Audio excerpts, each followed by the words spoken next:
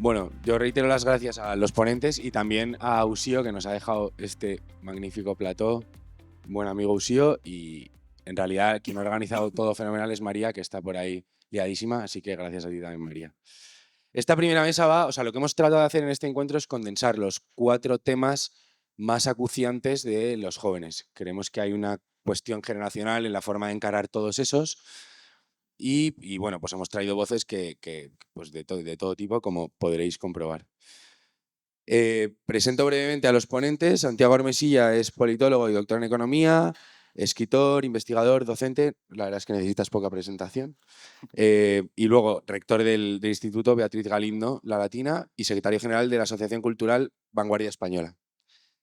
Manuel Llamas es periodista, analista económico, licenciado en Ciencias Políticas por la Universidad de Santiago de Compostela, ha trabajado en un montón de medios, ha sido viceconsejero de Economía de la Comunidad de Madrid, y bueno, ahora dirige el Instituto Juan de Mariana y es periodista en Libre Mercado. Bueno, y tienes un programa con mucho éxito en B1 Media, Economía en Llamas, nos gusta mucho.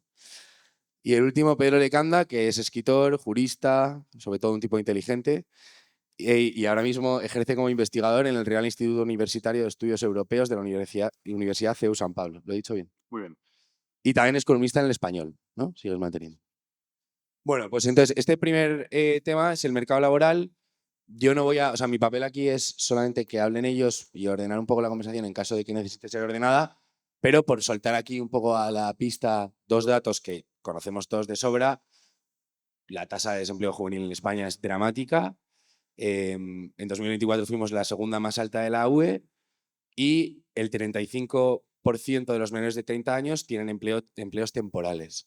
Entonces, bueno, los hemos traído aquí no a que encontréis la solución ni la cura al cáncer, sino a que digáis cómo veis vosotros el problema y escuchar. No sé quién quiere empezar. Quien tú quieras. Yo. Bueno, lo primero, buenos días, gracias por la invitación. Estábamos comentando antes que es un poco extraño que digan aquí hablan los jóvenes cuando nosotros ya somos bien jóvenes. Creo que es la categoría que más nos pega. Estamos ya o rozando, superando la cuarentena y entonces... Yo me conservo muy mal, pero tengo 29 años. Ah, ostras. Bueno, pues nada. Cada uno lleva la vida con la intensidad que necesita. No pasa nada. No pasa nada. En todo caso, claro, es un poco contradictorio. Voy a hacer una crítica un poco al título del evento, si queréis. Es un poco contradictorio decir hablan los jóvenes y que estemos nosotros hablando aquí, no porque no tengamos los tres un espíritu joven o porque no lo seamos, sino porque cuando construyes un país, cuando construyes una nación, que se construye tanto en el corto como en el medio como en el largo plazo, siempre lo haces partiendo de cosas que ha habido antes. Partes de la historia, partes de los elementos que tienes y con ellos trabajas en la medida de lo posible. Y por tanto, cuando construyes un país, cuando construyes España, no solo la construyes para los que se interpretan como jóvenes, no sé si a sí mismos o por estadística o por cuestiones sociológicas, etcétera, sino que lo construyes para los mayores y también para los que están por venir, para los no nacidos y para los niños, por supuesto. Con lo cual, la construcción de cualquier tipo de sociedad, de cualquier tipo de comunidad política, siempre implica a varias generaciones. En este sentido, yo creo que hay que repensar este tipo de títulos, porque yo sé que llama mucho a las juventudes de ciertos partidos políticos, pero en el fondo esos jóvenes de esos partidos al final tienen que ser los dirigentes mayores talluditos de ese mismo partido por el porvenir. Así que valga esta primera crítica semántica, si se quiere, al título para empezar a hablar. Yo creo que los datos son dramáticos, yo creo que en esto estamos los tres de acuerdo. Ahora la cuestión es ver cuáles son las causas. Yo por método, los que me conozcan un poco mi trayectoria, lo que hago en mi canal de YouTube y lo que escribo, que veo algunos por aquí, pues sabrán que parto de tres dialécticas, pues entiendo que en esas tres dialécticas se conforma lo que es el empleo juvenil, el empleo no solo juvenil, sino también maduro, y, por supuesto, la situación de España o el ingreso de España en eso que los economistas del siglo XVIII, incluso XIX, llamaban división internacional del trabajo. Y tiene que ver con la triple dialéctica de clases, de estados y de imperios. Va a ser inevitable, por mi parte, que hable de geopolítica a la hora de entender por qué tenemos esta situación a nivel de empleo, a nivel de productividad y, al mismo tiempo, a nivel de inserción de España como nación, como Estado-nación, en el conjunto de las naciones soberanas que tenemos. Creo que eso es importante también tenerlo en perspectiva, porque ningún proyecto político se puede desarrollar y aplicar e implantar sin entender cuál es el papel de España en el mundo y el papel que algunos han querido que España tenga en el mundo. Dicho lo cual, es muy difícil que haya una óptima empleabilidad en un país cuando tenemos un problema a la hora de generar y mantener empresas. A algunos les va a sorprender lo que voy a decir, pero yo soy partidario de la libre iniciativa empresarial. El problema es que esa libre iniciativa empresarial siempre tiene fecha de caducidad. Yo hace años hice un máster donde me especialicé en formación y orientación laboral, y la media de duración de las empresas pequeñas en España no ha cambiado mucho con respecto a hace 10 o 15 años. 3, 4, como mucho 7 años es el tiempo que dura cualquier tipo de empresa, cualquier tipo de negocio en España. No ya solo hay problemas para emprender, o sea, es decir, para un emprendedor que es un señor que quiere ser empresario pero no tiene un duro, y entonces es diferente del empresario en sí. Y claro, cuando consigue un crédito, cuando consigue cualquier tipo de préstamo, lo que sea familiar o sea bancario, esa persona siempre va a tener muchas dificultades para desarrollar su negocio por un montón de factores, que pueden ser también de gestión interna como de gestión externa y de coyuntura. Es muy difícil que en un país se pueda desarrollar una empleabilidad estable cuando las empresas duran tan poco tiempo. Y con empresas no me refiero solo a empresas grandes, sino a cualquier tipo de negocio. Curiosamente, es todo lo contrario a lo que pasa en un país como la República Popular China, donde también existe una enorme y libre iniciativa empresarial. Lo que pasa es que luego las empresas pequeñas, cuando empiezan a crecer, son cooptadas por el Estado para convertirse en proyectos y planes de programas a futuro de su economía planificada. Diciendo además que toda economía es economía planificada, desde la economía doméstica. Nuestras madres han planificado la economía del hogar, nuestros padres también, y todas las empresas planifican su economía, corto, medio, largo plazo, dependiendo de su escala. Al mismo tiempo tenemos otro problema, y es que hay una excesiva y cada vez mayor, sobre todo a partir de la democracia, creo que hay que decirlo, terciarización del modelo económico español.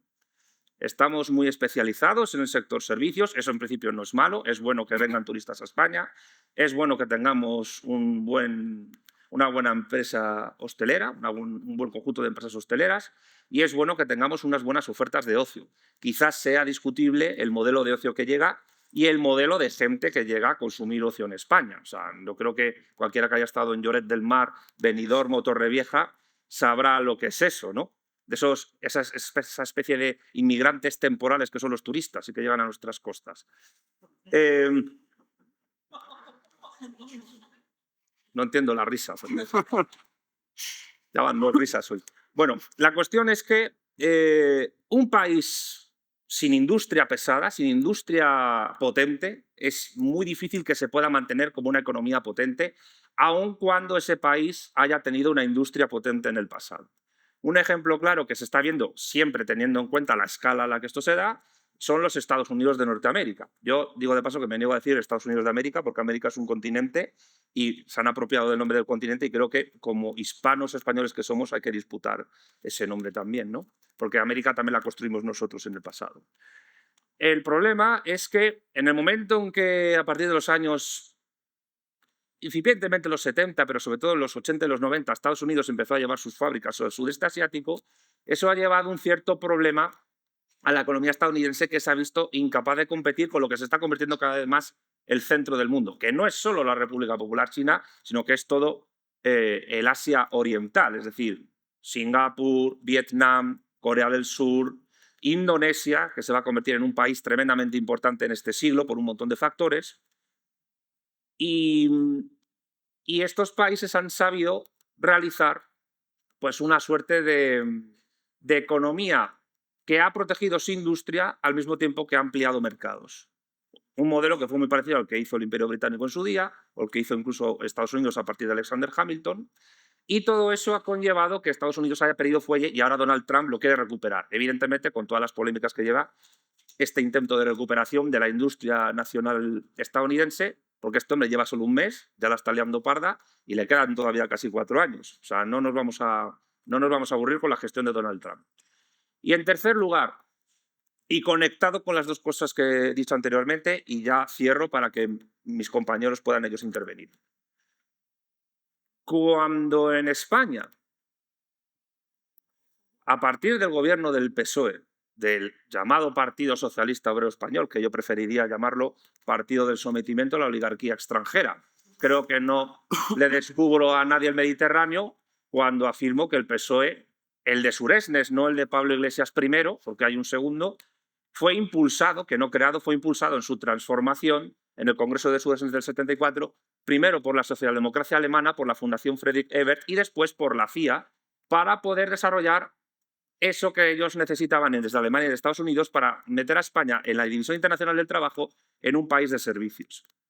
Teníamos una industria tremendamente potente, construida durante los años de la dictadura franquista, el periodo de mayor crecimiento histórico de la historia de España, y después llegó el PSOE y en el año 82-83, aunque este proceso llegó de antes, empezó a liberalizar y vender empresas estatales y mixtas que habían construido esa gran industria, en ese proceso de economía proteccionista a gran escala.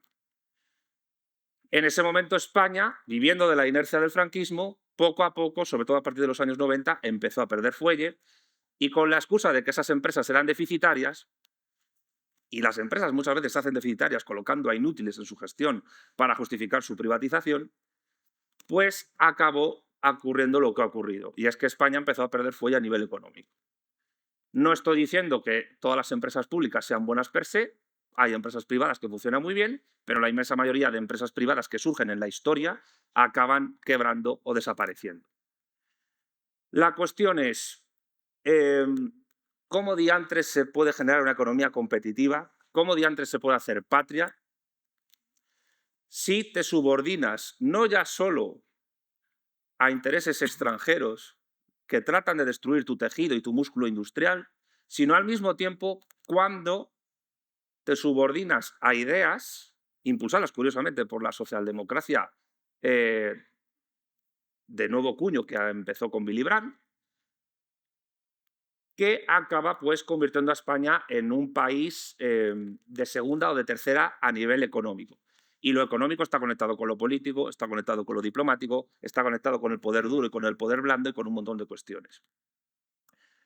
El tema es que la reflexión sobre por qué tenemos una tasa de paro tan alta entre los jóvenes, que habría que ver dónde empieza y acaba el joven, eso puede ser también interesante de determinar.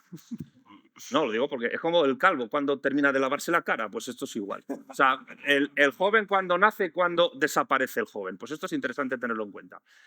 La cuestión es, sin un proyecto de industrialización que incluso cuente con participación privada en ese proyecto y que sea a largo plazo, es decir, que no mire para 4 o 8 años, sino incluso para más de 20 o 30, es imposible que haya una empleabilidad potente en un país y es imposible que las empresas duren mucho más tiempo de lo que duran. Por lo cual, yo invito a la reflexión, sin extenderme más en ello, porque creo que se van a tocar otros temas a medida que vayamos hablando, porque si no conectamos el empleo con la economía política, pero también con la política económica, las políticas económicas que ha habido, con el modelo educativo que se tiene también, con el modelo de formación profesional que se tiene. Yo os cuento una cosa, yo en el máster de formación y orientación laboral, yo sabía cómo se hacía una nómina, pero no sabía cómo se hacía una liquidación. Nos enseñaron las dos cosas. Es muy grave que en el sistema educativo español solo se dé cómo se hace una nómina, cómo se lee y se hace una nómina y cómo se lee y se hace una liquidación en FP. Y que en cambio en bachillerato eso no se enseñe ni en la universidad. A mí me parecería muy potente y muy necesario que eso se enseñara en todos los cursos y rangos educativos españoles, incluida la universidad, porque los universitarios, en teoría, van a ser nuevos trabajadores.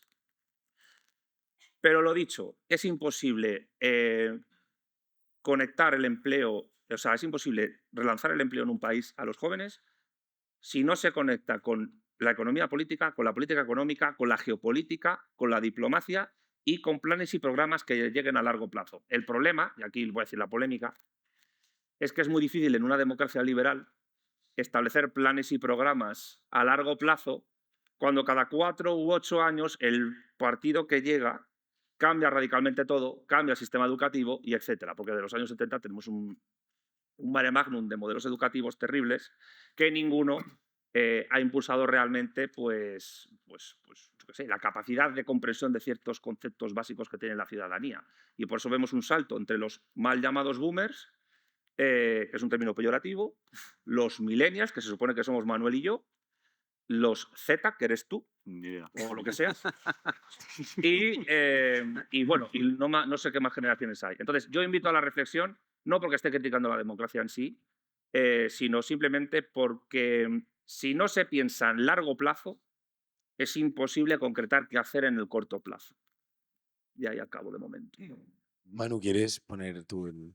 Sí, bueno, a ver, yo creo que vamos a coincidir los tres perfectamente en el hecho de cuál es el problema. O sea, el problema es evidente para todos, ¿no? Solo hay que fijarse en los datos. España lidera la tasa de paro no solo a nivel de la Unión Europea, tenemos la mayor tasa de paro de la OCDE, del mundo desarrollado. Hasta hace pocos años nos superaba Grecia y durante un periodo breve de tiempo nos superó Letonia, pero en medio de una crisis financiera absolutamente colosal.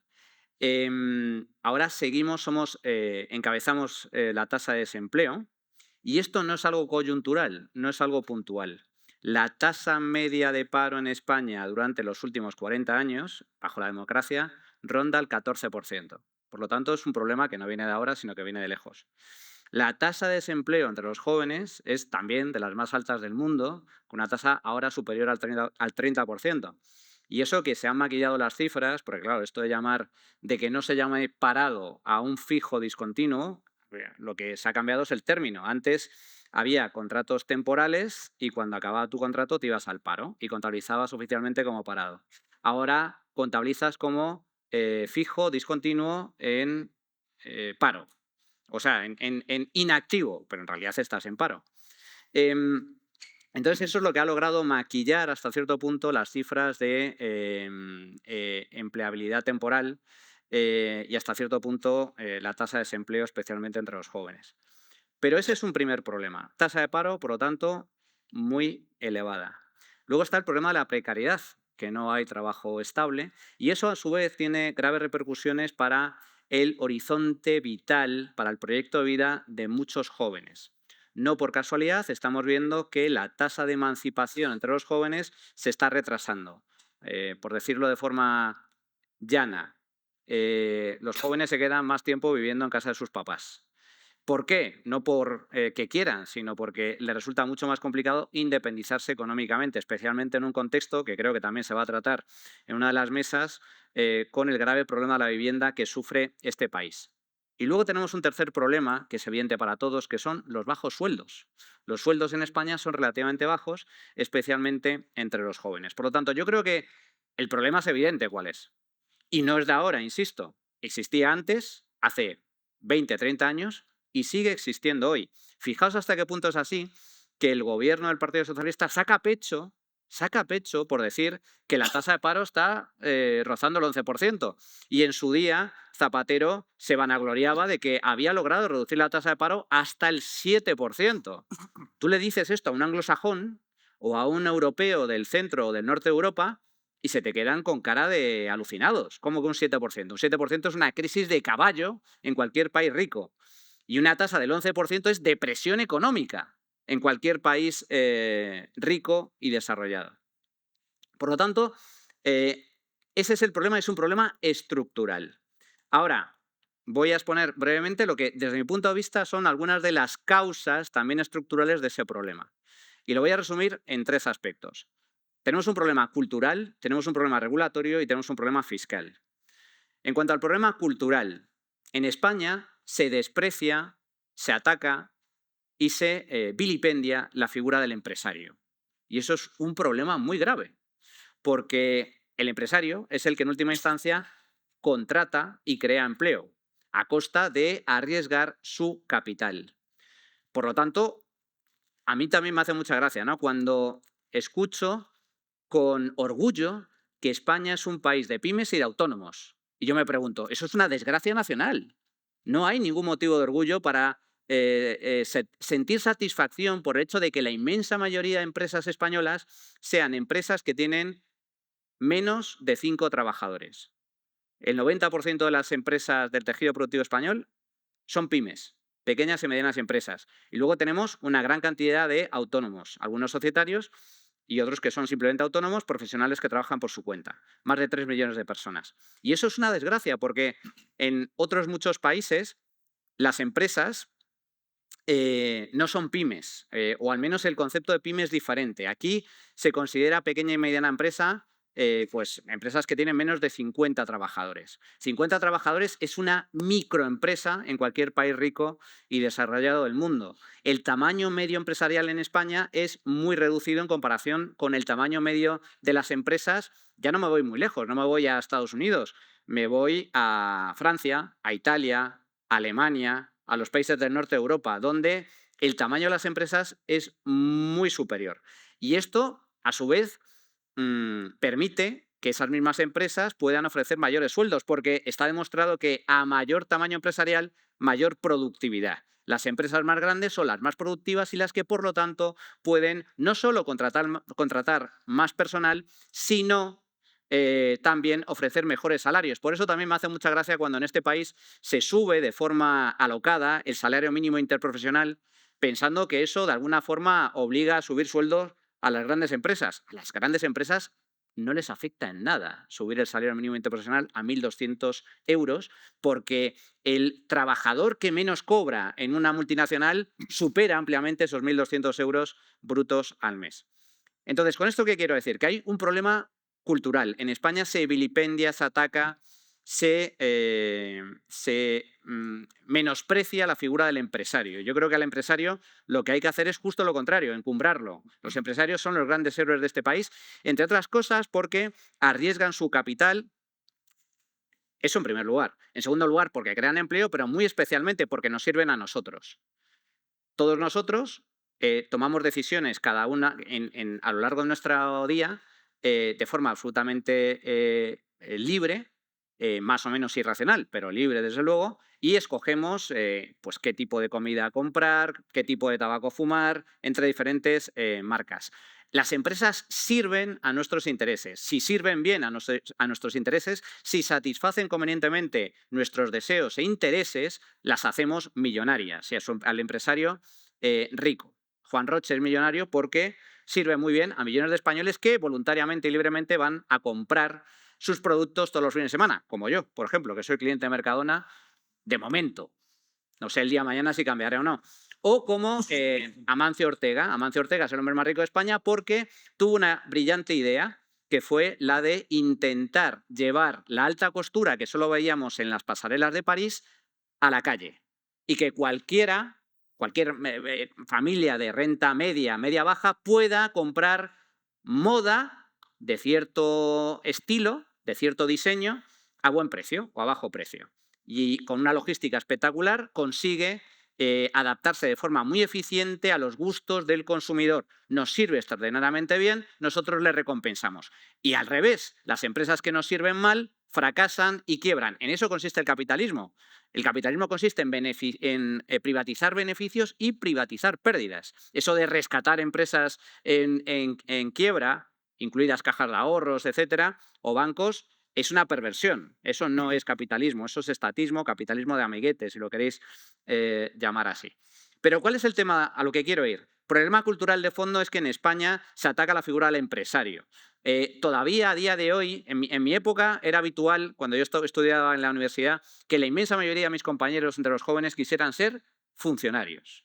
Y en la actualidad eso todavía persiste, cada vez menos, yo creo, entre los jóvenes de verdad, no nosotros, que tenemos más de 40 años, somos bien jóvenes, pero sí veo entre mucha gente de 20, 25, 30 años, ganas de emprender, ganas de crear una empresa, de innovar, de poner en marcha una startup, etcétera. Y eso lo veo como algo muy positivo. Lo que no veo tan positivo es que desde los poderes públicos o mediáticos se ataca a la empresa. La empresa es mala, el empresario es malo. Concluyo el problema cultural en España con una anécdota, ¿no? que se la escuché en su día, creo que fue a Bertín Osborne en un programa de televisión, pero me llamó mucho la atención, que decía, él conoce bien la cultura estadounidense y decía, la diferencia entre Estados Unidos y España es que una persona pobre que está pidiendo dinero a la puerta de un hotel de lujo ve que una persona con éxito, con dinero, sale de su coche de alta gama del hotel,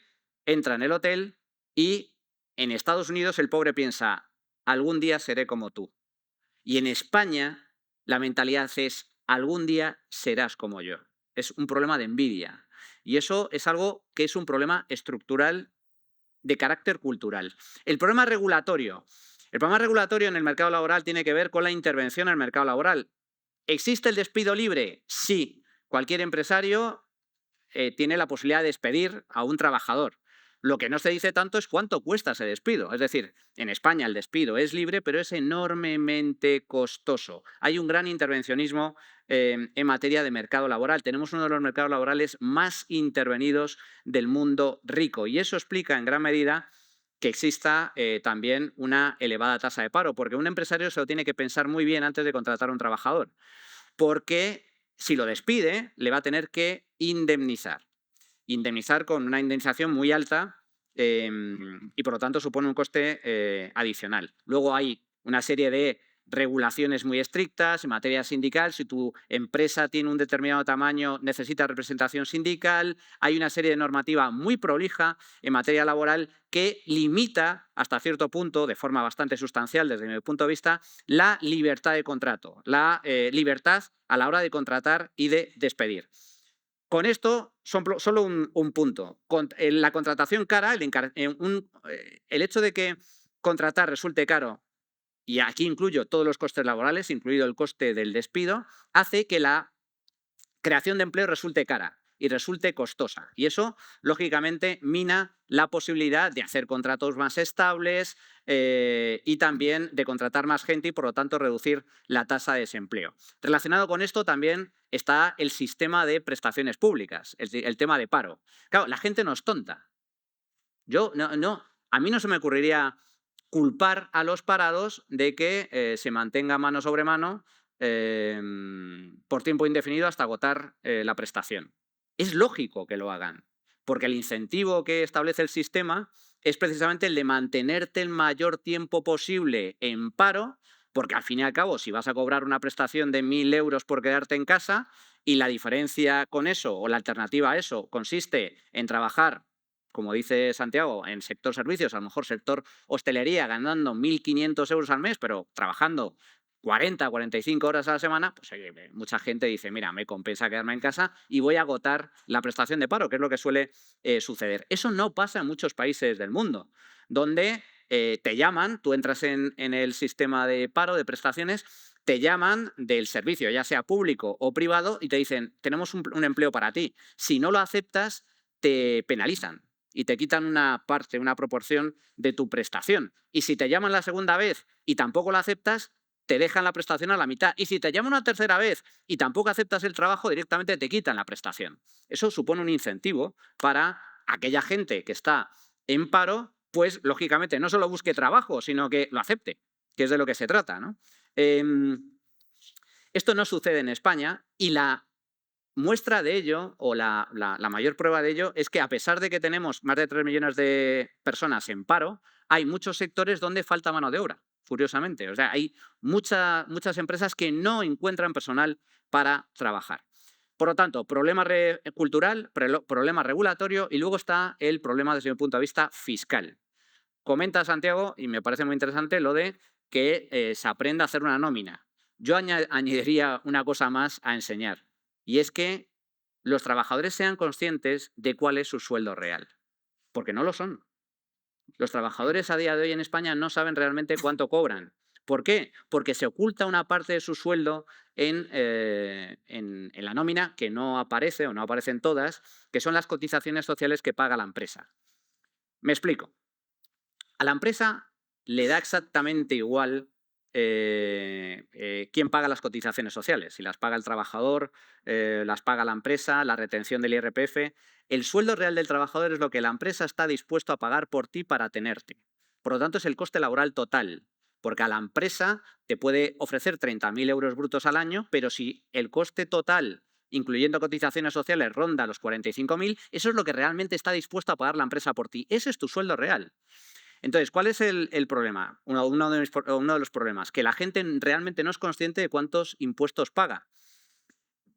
De media, un sueldo medio en España, o un trabajador medio, el 47% de su sueldo real, incluyendo cotizaciones sociales de la empresa, se lo lleva Hacienda, se lo lleva el Estado. Casi la mitad de lo que gana se lo lleva el Estado en 3 impuestos, básicamente, que es el IRPF, son las cotizaciones sociales y es el IVA. O sea, sin incluir otro tipo de impuestos indirectos, especiales, etcétera. Por lo tanto, estamos hablando de que casi la mitad de lo que ganas se lo lleva el Estado. Dicho de otra forma, la mitad del año, hasta el mes de junio aproximadamente, trabajamos para el Estado. Y la gente no es consciente de ello, porque la gente no se pone, y no tiene por qué, ponerse a mirar en detalle su nómina, al igual que la gente normalmente no mira la factura a la luz, entre otras cosas porque es incomprensible. Es muy difícil de entender. Pero claro, la gente lo que se fija es en cuánto ingresa en términos netos en el banco. Y ve la nómina y ve 1.500 euros. Vale, pues ese es mi sueldo.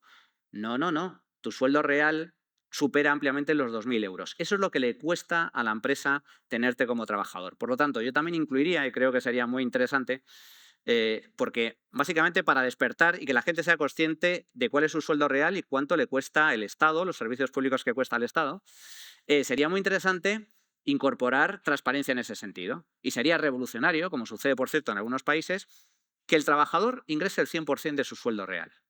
El 100% en su cuenta bancaria. Sus 2.500, sus 3.000 euros al mes que le cuesta a la empresa. Pero luego vea que han entrado 3.000, pero cuando entra en la cuenta ve que de esos 3.000 hay 1.500 euros que están bloqueados, en número rojo. ¿Por qué? Porque ahí se incluye la retención del IRPF, ahí se incluye el pago de cotizaciones sociales del trabajador y de la empresa y le quedan solo los 1.500 restantes. Eso supondría un cambio de chip bastante sustancial. Y esto tiene que ver también con el bajo coste, con los bajos salarios de los jóvenes que cobran muchos empleados. Hay un problema de carácter fiscal. Y ya para terminar, acabo.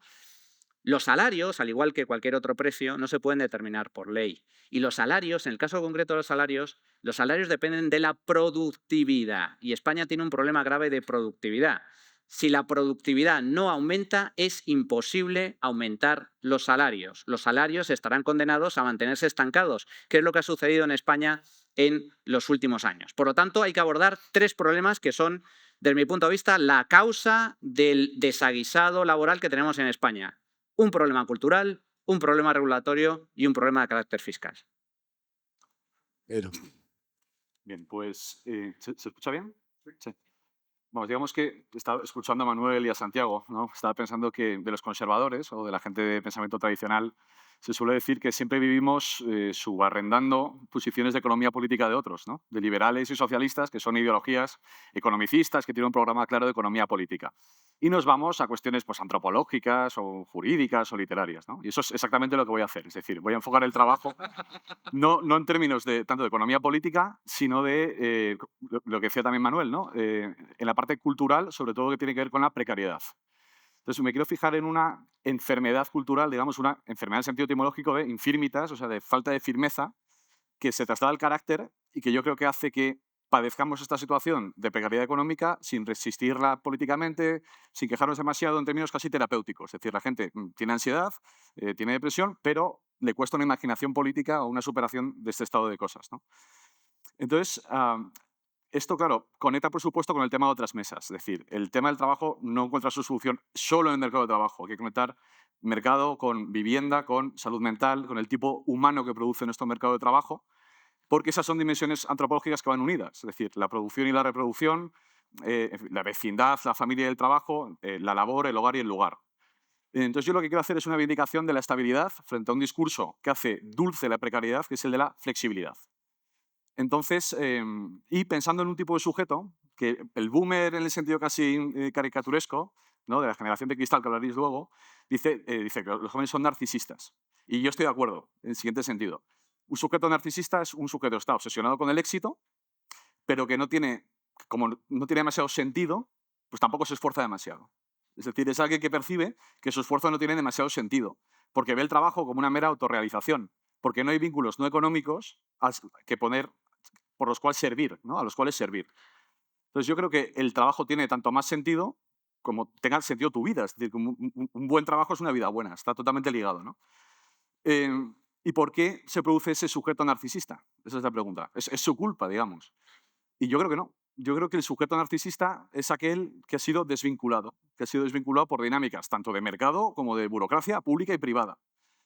Y por tanto que su tiempo social está roto, que no sabe cómo insertarse en un pasado ni tampoco cómo pensar en un futuro. Y por eso decimos, ok, boomer, ¿no? Cállate, las generaciones se entienden cada vez menos, porque cada vez hay menos vínculos antropológicos sólidos que den sentido al trabajo, que den sentido al esfuerzo.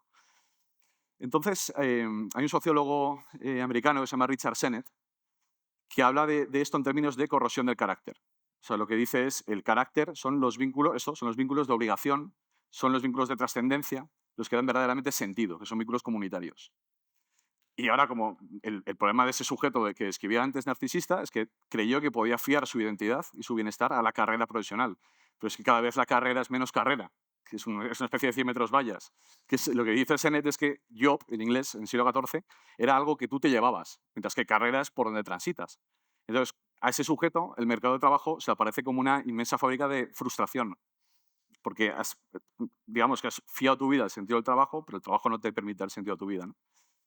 Es más, voy a cortar esto porque, bueno, había traído un libro para ocultar las notas, pero bueno, voy a vindicar la artesanía. Esto son unos esbozos que he hecho y voy a ir, de hecho, directamente a la médula. Lo que yo creo es que junto, y como bien señalaba Manuel, ¿no? Junto a qué es un salario digno, está la cuestión de qué tipo de trabajo produce un buen carácter, que es lo que dice Sennett. Es decir, que produce vínculos estables y una sociedad, por tanto, más armoniosa, con más libertad política, porque si tenemos vínculos estables no hará falta tanto Estado, pero con más justicia social, porque si esos vínculos también darán lugar a una mayor justicia social, ¿no? Y, de hecho, yo uso esto como patrón para ver qué es un buen salario y qué es un buen trabajo. ¿Qué es un buen salario? Aquel que permite soportar formas de vida más estables. Por ejemplo, una familia. Si medimos qué es un buen salario por la realización personal, pues los sueldos serán peores y no nos parecerá tan mal.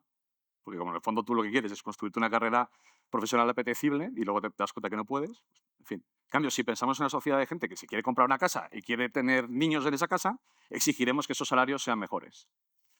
En fin, entonces yo creo que esto, claro, ¿esto cómo se come? Esta es la pregunta, porque es la pregunta que siempre se hace al conservador, que dices, bueno, muy bien, tú estás diciendo que las ideologías economicistas modernas no pueden solucionar el problema. Estás diciendo que prudencia. Sí, pero ¿qué hacemos con esto? Entonces yo no lo sé, he dicho, no soy economista y no lo seré jamás. Pero creo que sí que tiene un rendimiento político. Frente al discurso de la estabilidad, la reivindicación de la estabilidad, yo creo que permitiría a las derechas, por lo menos a la derecha conservadora, volver a hablar de vínculos muy concretos que afectan muy materialmente a la vida de la gente. He dicho antes, trabajo, hogar y lugar. Y resituar la política en su dimensión más vivencial, en vez de en la dimensión ideológico-identitaria. Entonces, en resumen, esto es, digamos, un alegato a favor de la estabilidad de elegir aquellas formas que son estables porque son valiosas y son valiosas porque son estables. Y el trabajo es una parte de esto, no es un todo que podamos separar. Y es lo que tenía que decir. Joder, buena síntesis.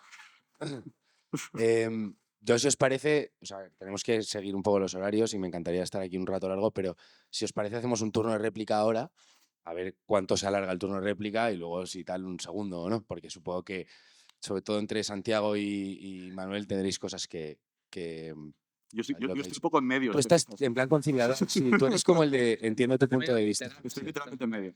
Sí, sí. Moderador eres tú. Si quieres el primer turno de réplica. Bueno, realmente, más que réplica, Manuel. Sí, o añadir algo. No, quiero decir que entre los tres se van a encontrar convergencias y divergencias. Es inevitable porque es el contraste de pareceres de toda la vida. Esta mañana, llegando para acá, he visto una noticia que altera un poco la visión de Manuel, sobre todo sobre los países del norte de Europa, frugales, que se llaman, frente a los PIGS. Que parece ser que ahora mismo en el Reino Unido la media de edad de emancipación ha superado los 50 años. Se sitúa en los 56, si no he leído mal. Ahora mismo año 2025, cuando a comienzos del siglo estaba en torno a los 30 y tantos. Con lo cual, creo que tenemos que empezar a replantear qué visión tenemos de países ricos, países pobres. ¿Por qué? Yo es una cosa que estoy diciendo desde hace tiempo en redes sociales, en vídeos, en mi canal y en ponencias.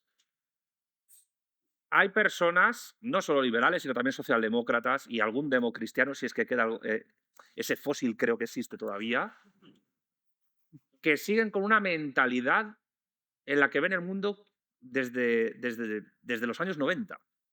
Es decir, ven el mundo como si viviésemos en un perpetuo año 1991, 92, 93, y estamos en el 2025, han pasado más de 30 años de la caída del telón de acero y el mundo ha cambiado radicalmente. Lo único que se parece, entre comillas, a aquel momento histórico es que estamos de nuevo en una guerra fría.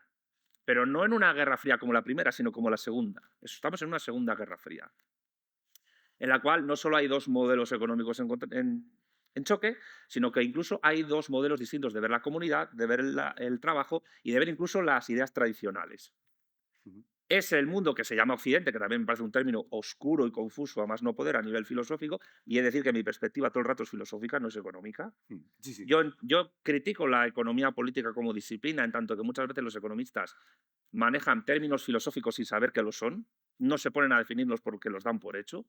No digo que todos, pero muchos sí. Yo sé que existe la filosofía de la economía como reflexión sobre la verdad de esta disciplina y como conexión de esta disciplina con el resto de disciplinas y con el ámbito que es extracientífico.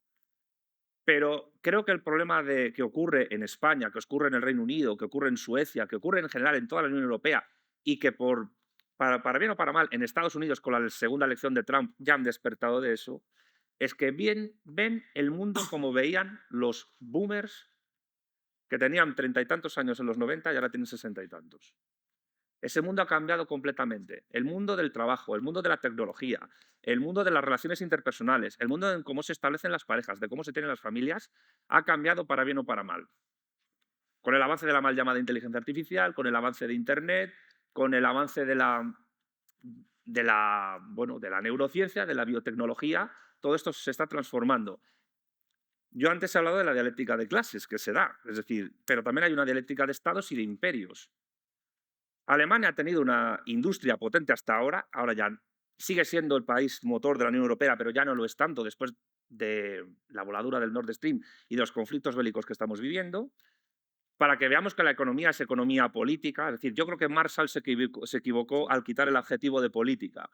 Intentó desideologizar la disciplina y lo que hizo fue lo contrario, ideologizarla más. Y no lo digo por los austríacos, sobre todo por los neoclásicos, que a los austríacos no se les mete ahí, pero son como una especie de primo que se lleva bien o mal con los neoclásicos según el día. El problema es que yo estoy de acuerdo con el diagnóstico de ciertos componentes que ha dicho Manuel. De hecho, yo considero que el IRPF es un impuesto que no surge con la democracia y que tendría que ser revisado. En la época de Franco, no es que vaya a defender el franquismo, pero en la época de Franco no había IRPF. Y además, los impuestos individuales o eran mínimos o no se pagaban. Por cierto, un modelo muy parecido al de Corea del Norte, que no se paga impuestos. Lo pagan las unidades empresariales en tanto que son productivas, con lo cual habría austríacos que tendrían que revisar la economía de Corea del Norte para ver si ven ahí cosas interesantes. La cuestión es que en la época de Franco la gente podía emanciparse de su hogar a una edad mucho más temprana que ahora. La gente podía comprarse una casa y pagar una hipoteca en muy pocos años, cosa que ahora no ocurre. Y al mismo tiempo, un solo salario podía mantener una familia durante bastante tiempo. Es verdad que la mayoría de mujeres no podían abrirse una cartilla, no podían tener propiedades inmuebles, pero unas cuantas sí, por ejemplo, las que no se casaban. Y entonces, claro, da la casualidad, una cosa que yo dije en el programa de Risto Mejide, que conozca un poco mi vida mediática lo sabrá, yo dije que Franco fue más socialista que el PSOE.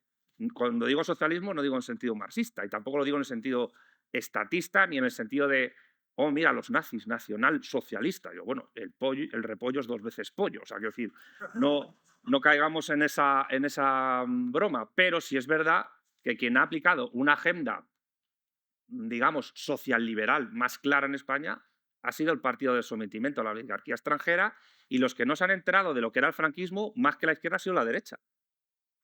Sobre todo la que supuestamente... No lo digo...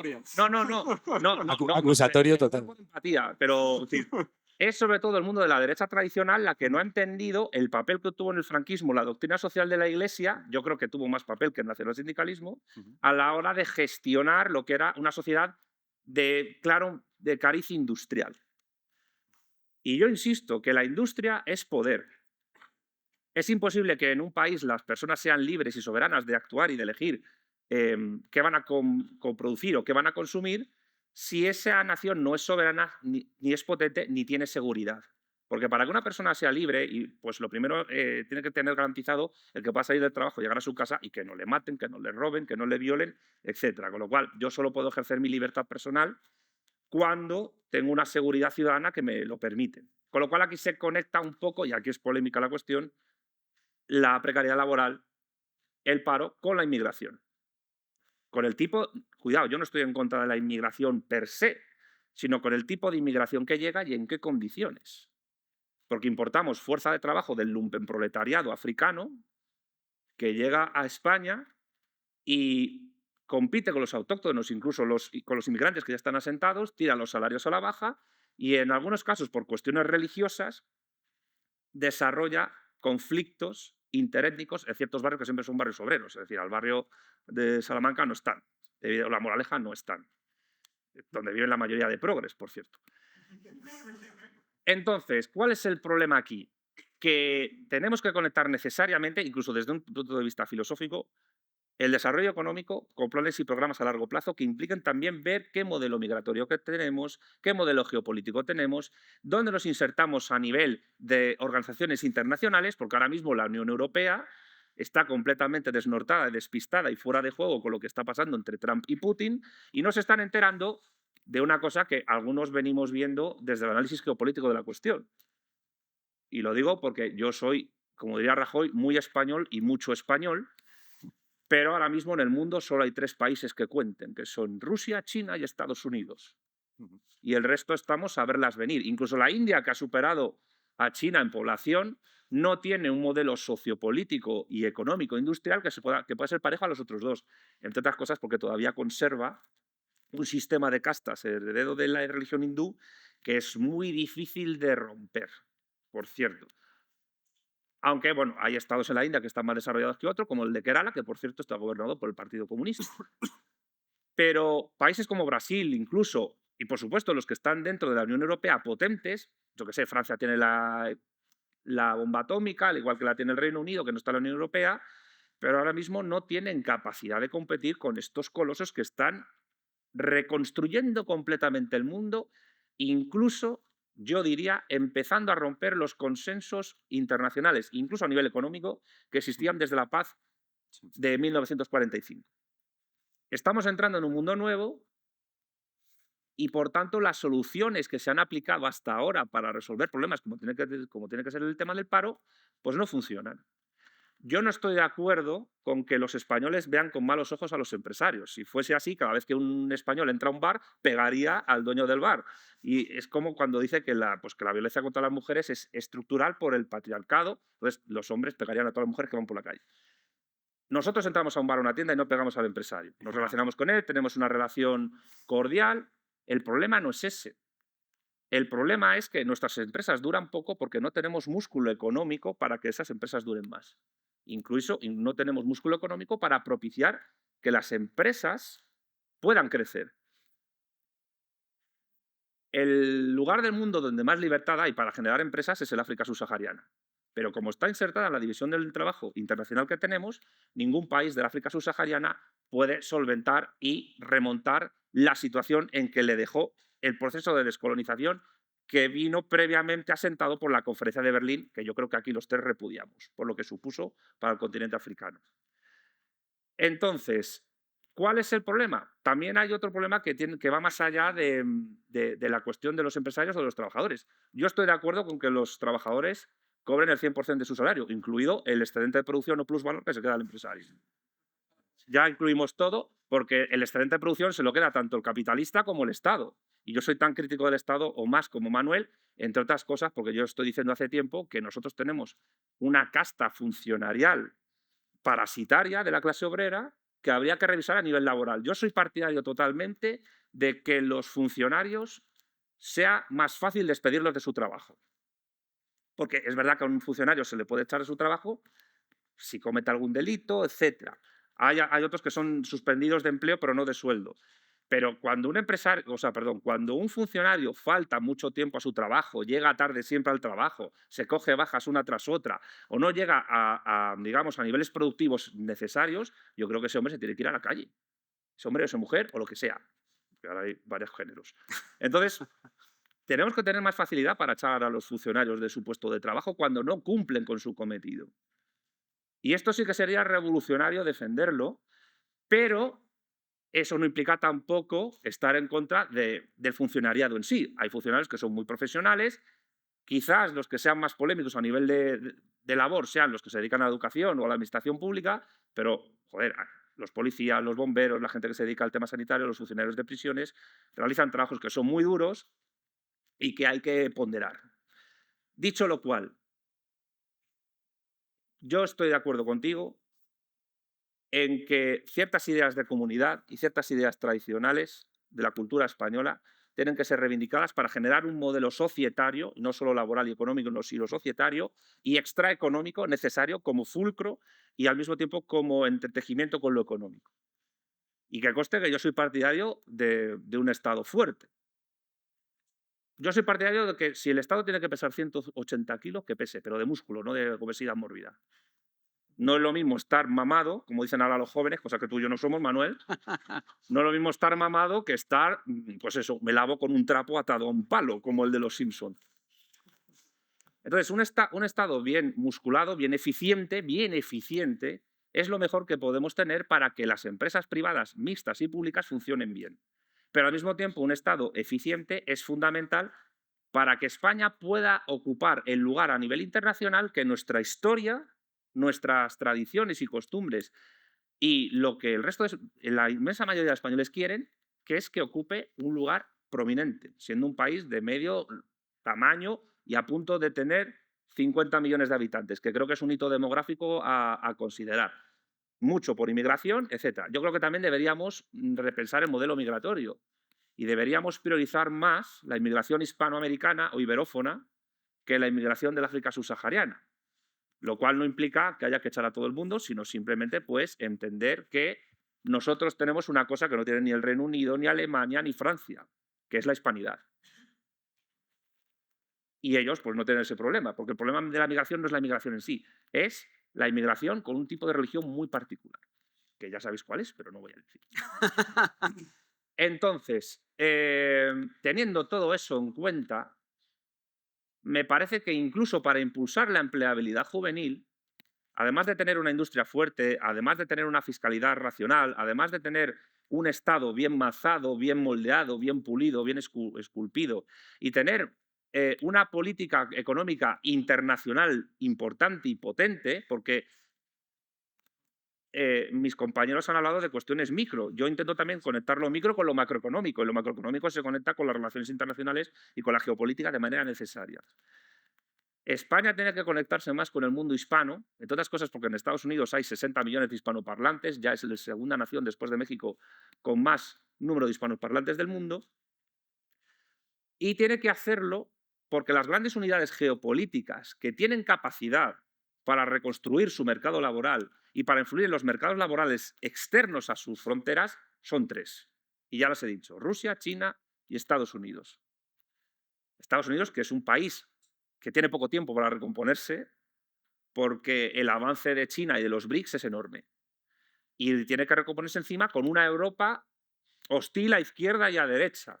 Cuidado, que no es solo... o sea, que ahí tienes a Cayetano Álvarez de Toledo diciendo lo que dice en Twitter sobre esto es un atento contra la democracia porque Ucrania es una democracia. Hombre, ¿hace cuánto tiempo que no hay elecciones en Ucrania? Se han ilegalizado todos los partidos de izquierdas, se han perseguido a grupos religiosos, hay un exterminio de grupos rusos étnicos desde hace tiempo. Todo esto que estoy hablando tiene que conectarse con el mercado laboral porque una persona no puede trabajar en un país que es inestable políticamente, inestable geopolíticamente y que tiene problemas con los vecinos, como nosotros tenemos, por ejemplo, con Marruecos. Entonces, puedo estar de acuerdo con el tema de una racionalidad fiscal mayor, eso tiene que estar conectado con la productividad, como bien dice Manuel, pero esa productividad solo es posible relanzarla a través de tres cosas: industria, industria e industria. Y la industria tiene que ser impulsada desde planes y programas de política económica del Estado, incluso a través de planificación indicativa, que permita no ya solo que la gente joven pueda tener una empresa industrial. Es decir, si tú si tú montas una empresa que es dar helados con forma de pene, pues bueno, eso es muy bonito, pero no incide para nada en el lugar que ocupa España en el mundo, salvo que te dediques a la industria del porno.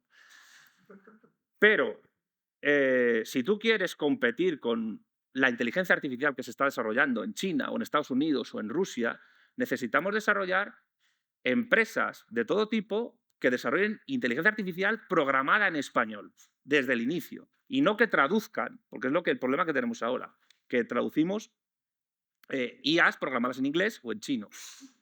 Y necesitamos también empresas públicas, privadas o mixtas que relancen una industria, entre otras cosas, frente a la bochornosa política ecologista que nos ha llevado también a la situación en la que estamos. Anécdota, que te gustan mucho. El otro día estuve viendo, hace 4 días, un documental sobre los paneles solares en Castilla-La Mancha. Pues el señor que los estaba montando estaban funcionando con un motor de estos que bombean, ya sabéis. ¿Por qué? Porque los paneles solares no valen para nada. Es decir, ¿cómo recoges la energía del sol y la reconviertes luego a una cuestión productiva? Para bien o para mal, los combustibles fósiles y el carbón en menor medida todavía siguen siendo el gran impulso económico que hay, porque la lucha por los recursos naturales del mundo está ahí. Así que los jóvenes puedan trabajar implica que los jóvenes estén mentalizados de pertenecer a un país que quiere impulsarse y ser grande. Y eso va más allá de la cuestión económica. Se entronca con la cuestión histórica y se entronca con la cuestión política. Y ahí las medidas que hay que tomar serán las que sean adecuadas en cualquier momento. Si en un momento conviene liberalizar, se liberaliza. Si en un momento conviene proteger y nacionalizar, se nacionaliza, según la coyuntura que haya y según los planes, programas e intereses que España necesite en cada momento, como hacen todos los países. Y lo digo porque esto ya es una cuestión vital de vida o muerte para España, porque Europa occidental está, entre comillas, agonizando ante el mundo que se está construyendo. Por eso lo fundamental también es, y termino, un cambio necesario de mentalidad por el cual dejemos de ver el mundo. Evidentemente no estoy diciendo que abandonemos digamos, las escuelas en las cuales nos hemos formado, pero tenemos que dejar de ver el mundo con una mentalidad de los años 90, porque el mundo de los años 90 no es el actual. No estamos en el año 1993, estamos en el 2025. Y si no cambiamos el chip, nos lo van a cambiar a nosotros y a lo mejor incluso nos lo implantan. Bueno, yo cuando me invitasteis y sabía que estaba Santiago, jamás pensé que iba a estar de acuerdo en una de las cosas que comentaba Santiago. Yo sorprendo, ¿eh? Sí, a ver. Hay que facilitar el despido de los funcionarios. Bueno, yo es que iría más allá. Es que hay que eliminar la figura del funcionario. Es que el funcionario como tal, el empleo de por vida, es algo que supone una anomalía a nivel internacional. En muchos países de Europa y del mundo tienen empleados públicos y no tienen plaza garantizada de por vida. Pasan una serie de pruebas, etcétera, y son contratados. Decías tú, es que es difícil despedir. No, Santiago, es imposible despedir a un funcionario. Ahí creo un estudio salió hace no mucho tiempo en el que se había abierto expedientes a varios de cientos de funcionarios por cosas muy graves, ya no solo no ir a trabajar, sino cosas todavía más graves, y luego nunca acababan. Son contados con los dedos de la mano los casos en los que un funcionario es despedido. La inmensa mayoría de países el término funcionario se aplica a cuerpos muy específicos, por ejemplo los jueces.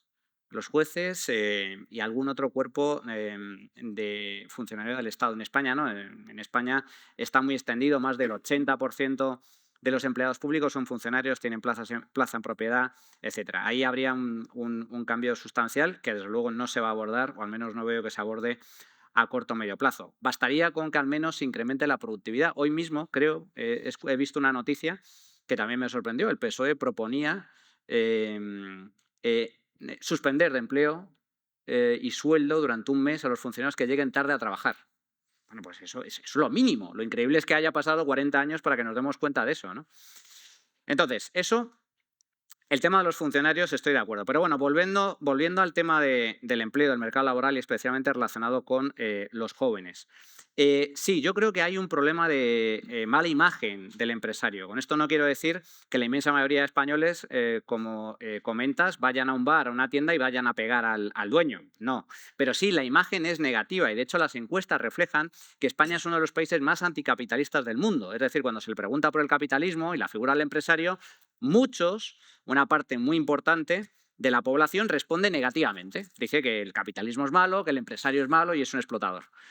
Casualmente, no sé si sabéis que este tipo de encuestas se aplican y se realizan en otros muchos países y a nivel internacional el país más procapitalista del mundo es Vietnam. Los vietnamitas son los que ven con mejores ojos la figura del empresario, el capitalismo, el libre mercado, etc. Y no creo que sea casual.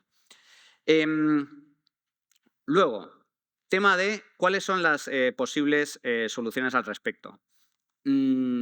Está demostrado también que aquellos países donde no existe indemnización por despido ni salario mínimo son países en los que la tasa de paro es más baja y los trabajadores cobran más dinero. Con esto no quiero decir que sea necesario eliminar el salario mínimo ni eliminar por completo la indemnización por despido. Lo que digo es que hay datos que certifican que sin indemnización por despido y sin salario mínimo, los trabajadores pues tienen mayor empleabilidad y cobran más sueldo. Por lo tanto, la clave del asunto para mejorar la situación laboral y también de renta de los jóvenes, desde mi punto de vista, es en general una mayor libertad económica y una menor presión fiscal, pero sobre todo una mayor libertad económica, especialmente a nivel laboral. Las cosas no se mueven de forma estática. Hay países que hace muy pocos años eran pobres y hoy son enormemente ricos. Hay muchos ejemplos al respecto. En Europa tenemos uno que es Irlanda. Irlanda era el país más pobre de Europa hace 40 años y hoy la renta per cápita es muy superior. ¿Qué hizo Irlanda? Apostó por la libertad económica y fundamentalmente por un sistema fiscal mucho más atractivo para atraer empresas, especialmente grandes multinacionales. Y al revés, hay países que en su día eran enormemente ricos y hoy son tremendamente pobres. Y ejemplos, pues yo creo que son evidentes a los ojos de todos, ¿no? Venezuela es uno, Cuba es otro, la propia España, y ahí coincido una vez más contigo, España era un país miserable, era un país pobre y de hecho teníamos que emigrar a Hispanoamérica para ganarnos la vida. España pasa de país pobre a país rico bajo la dictadura franquista, concretamente la segunda fase, después del año 59, con los planes de estabilización y la apertura económica al mundo. Ahí es cuando pues nos abrimos y empezamos a convertirnos en un país rico. No estoy de acuerdo con el tema de que la clave de la riqueza radique en la industria. No tiene por qué ser así. Hay muchos países donde la estructura productiva se centra en el sector servicios y son enormemente ricos. Lo que sí creo es que se necesita un marco regulatorio y fiscal y de emprendimiento lo suficientemente amplio para que, si se decide implantar industria, que sea competitiva. En España, por desgracia, es muy difícil la industria pesada por múltiples motivos. A nivel regulatorio es muy complicado abrir una planta, una fábrica, o incluso ampliar una fábrica. Requieres permisos de toda naturaleza, a nivel administrativo, a nivel de suelo, a nivel medioambiental. Y por lo tanto, pues existe un problema a la hora de que se implante industria en España. Y luego hay un problema de carácter energético. Estas mismas semanas escuchábamos cómo hay muchas empresas que solicitan la conexión a red y se la deniegan porque incluso estamos empezando a sufrir problemas de apagones y la industria pesada se ve obligada a cerrar, a apagar el interruptor para evitar la caída de la red. Entonces es complicado que con ese tipo de factores y de fundamentos se llegue a implantar industria pesada. En todo caso, la industria ha cambiado por completo. La industria actual no es la industria decimonónica del siglo XIX, donde los trabajadores se dedicaban, como en las películas de Chaplin, 8 horas, 10 horas diarias a apretar tornillos, ¿no? Tuercas. Ahora está robotizada, está altamente tecnificada. hay aplicación de grandes tecnologías.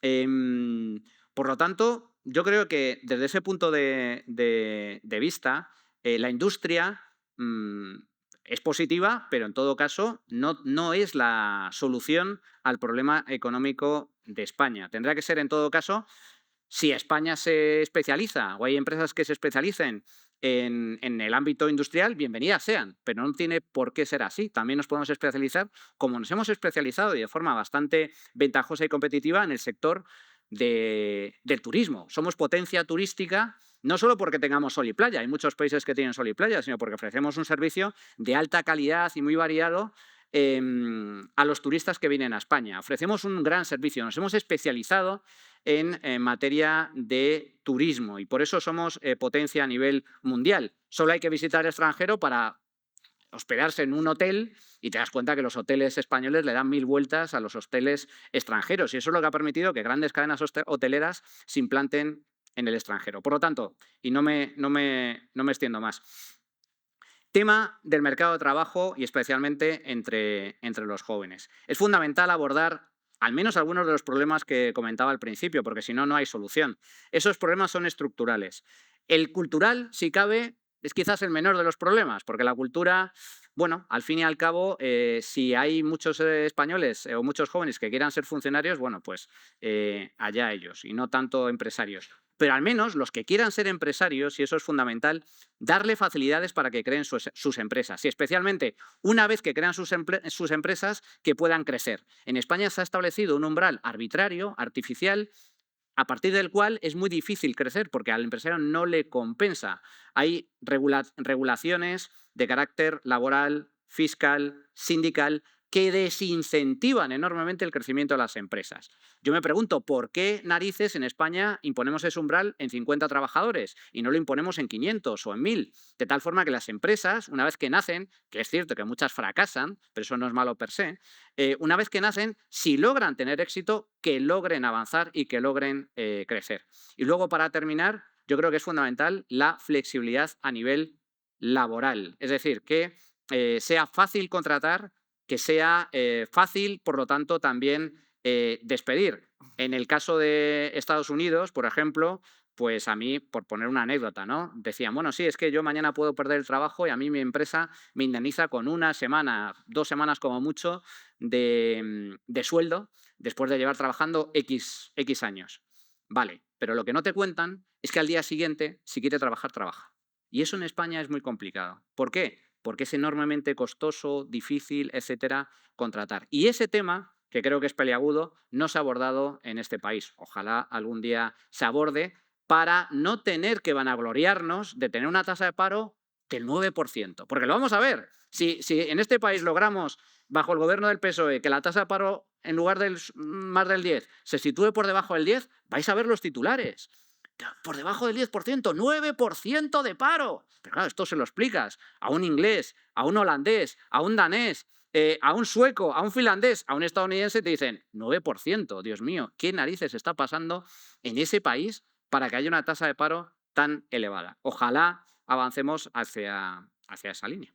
Si os parece, un turno más tuyo, Pedro, y cerramos Sí. porque tenemos que empezar la siguiente mesa. Sí, no, claro. Yo, os han dicho tantas cosas que voy a decir muy pocas, que son de las que me acuerdo. Y si os parece bien algunas cosas, se acaba un bajón. Si os parece buen cierre. Entonces, hay varias cosas con las que estoy especialmente de acuerdo. Bueno, por ejemplo, cuando Santiago decía lo de que... Bueno, yo creo que una cosa que estamos de acuerdo es que el Estado español es un Estado débil, paradójicamente. O sea, es un Estado muy grande, pero incapaz de cumplir las funciones propias de un Estado, ¿no? de un Estado soberano. Es decir, que es un Estado que lo que hace es gerencia, creación de burocracia, pero que tiene muchas dificultades para hacer política directiva. Entonces decías tú, claro, no es un Estado soberano, por eso es un Estado tan grande pero débil. Es un Estado fofo, ¿no? En vez de un Estado mamado, decías, un Estado fofo. Entonces, yo estoy de acuerdo con eso y estoy de acuerdo contigo también en que esto es una cuestión geopolítica. Donde no estoy de acuerdo es que la solución a eso pueda pasar por algún tipo de... O sea, yo en esto soy pesimista. A mí hay un analista inglés que me gusta mucho, se llama John Gray, que siempre hace como el análisis pesimista y a veces hasta te consuela, porque después, mira, es verdad. O sea, te estamos yendo de la tragedia al absurdo. Pues a veces en algunas cosas sí. Y es claro, España tiene posibilidad de ser un Estado soberano en el sentido que tú dices, es decir, en el sentido que es soberano China o que es soberano Estados Unidos y de hacer una planificación industrial. Y yo creo que no. Yo creo que China es... Yo creo que tampoco. Claro, yo creo que no. Pero que tampoco se puede... Es decir, que luego hay un océano y 2 siglos de independencias que hace muy difícil que tú rompas el bloque en el que estás integrado, que es Europa, ya es una especie de reunificación ibérica. A mí eso me parecería muy complicado. Es más, creo que este es uno de los problemas que tiene la Unión Europea, que es precisamente que tampoco es un Estado en sentido neto. Es decir, China y Estados Unidos son Estados y gobiernan políticamente a sus pueblos. La Unión Europea es una entidad, una organización internacional muy potente en muchas cosas, pero precisamente porque no es un Estado, lata mucho de manos. Entonces, España es un Estado medio que está en una organización supranacional que no es un Estado. Entonces, me parece muy difícil ser un Estado soberano, hacer una política, un Estado de obras, ¿no? Que decía Fernández de la Mora, el ideólogo del régimen que no has reivindicado, pero del régimen de Franco, que hablaba también de la envidia igualitaria. Eso me lleva al siguiente tema. Que es claro, si los españoles son envidiosos, o sea, yo creo que, yo en general en los tópicos nacionales, no creo, o sea, en la psicología nacional no creo mucho. Sí creo probablemente que España es un país menos pro-mercado que otros países como Inglaterra. Tiene pero bueno, por razones históricas, lógicas y culturales. Incluso hay un catolicismo social remanente haga que haya una cierta fobia a un emprendimiento que pueda destejer precisamente esos vínculos, ¿no? Pero no creo que sea por envidia, creo simplemente que es por historia. Entonces, dicho eso, se ha dicho que muy difícilmente España puede ser un Estado soberano, en el sentido por lo menos neto. También estoy de acuerdo con el exceso de regulación, pero es que yo creo que hay un exceso de regulación por lo mismo. Es decir, hay un exceso de regulación porque España no es un Estado soberano, porque, como he dicho antes, en una sociedad además atomizada necesitas Estado. Es decir, si tú rompes los vínculos no estatales, sino económicos, y luego quitas el Estado, lo que queda es una especie de incertidumbre vital total, una especie de descampado antropológico que va a pedir a la gente seguridad, que va a volver a ver Estado. Con lo cual, yo estoy de acuerdo también con que la política es prudencial, es decir, más o menos regulación. En muchas cosas el exceso de regulación es absurda y anquilosa en el mercado laboral, estoy muy de acuerdo. En otras, para tener una economía potente, hacen falta intervenciones del Estado. Es más, quitar regulación es una intervención del Estado. Pero creo que el margen de maniobra que tenemos no es demasiado, ¿no? Por eso, bueno, mi intervención ha sido reformista, en el sentido de decir, el margen de actuación que tenemos es poco, pero creo que podemos empezar por resituar el lugar del trabajo en la vida social, volver a hablar de formas de vida buena y volver a centrar el debate público en estas cuestiones materiales entre las cuales consta el trabajo. Y ya está. Bueno, pues así queda esto, ¿no? Sí. Nos citamos en una futura.